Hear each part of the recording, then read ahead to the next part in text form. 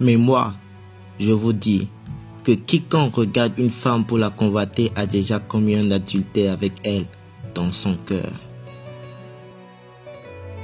Comment réussir? Comment s'en sortir quand le sol sur lequel je marche est béni mais maudit? J'ai emprunté le processus de visualisation au programme Apollo. Et je l'ai introduit dans les années 80-90 au programme olympique. Ça s'appelait le simulateur visuel de motricité. Quand on visualise, on matérialise.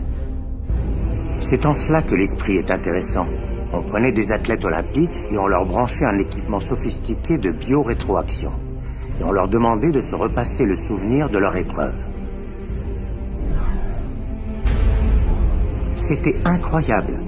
Les mêmes muscles réagissaient par les mêmes contractions, qu'il s'agisse de courir la course mentalement ou qu'il s'agisse de la courir sur la piste. Comment est-ce possible? C'est parce que l'esprit ne distingue pas entre faire réellement les choses et simplement s'y entraîner. Donc, si vous l'avez vécu en esprit, vous le vivrez dans votre corps. Tout ce que vous pensez et ressentez aujourd'hui crée votre avenir, crée votre vie. Garde ton cœur plus que toute autre chose, car de lui viennent les sources de la vie, nous dit la Sainte Bible dans le livre de Proverbes 4, verset 23. Ici, le cœur n'est rien d'autre que la pensée. Quelles sont les pensées qui dominent ton esprit? Est-ce les pensées du monde ou celles de Dieu? Oh, écoutez-moi, frère, le Dieu des cieux est en colère. En face d'idole, on se prosterne. Donc le Père châtie car il aime. La chose la plus précieuse que Dieu désire vous communiquer aujourd'hui, ce sont ses pensées. Vous existez pour un but.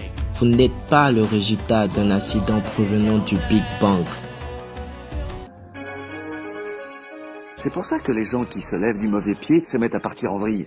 Les autres nouvelles du jour, l'enquête sur la corruption. Toute leur journée passe comme ça. Ils ne se doutent pas qu'une simple modification émotionnelle pourrait changer leur journée et leur vie.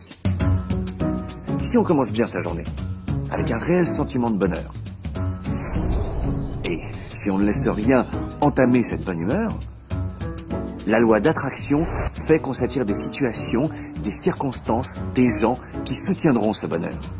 Pourquoi croyez-vous que 1% de la population gagne environ 66% de tout l'argent qu'on peut gagner? Vous croyez que c'est le hasard? Il n'y a aucun hasard là-dedans. C'est que ça fonctionne comme ça. Ils comprennent quelque chose. Ils comprennent le secret. Et c'est votre tour maintenant de découvrir le secret.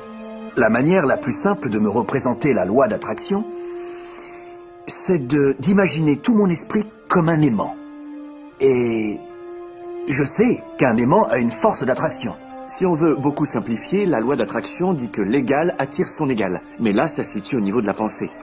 Notre boulot d'humain, c'est de nous accrocher aux choses que nous voulons, de bien garder en permanence à l'esprit ce que nous voulons.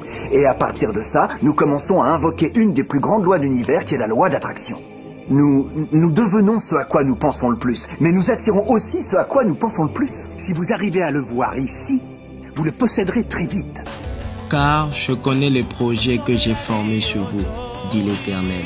Projets de paix et non de malheur, afin de vous donner un avenir et de l'espérance. Accroche-toi à ces pensées, qu'elles deviennent tiennes.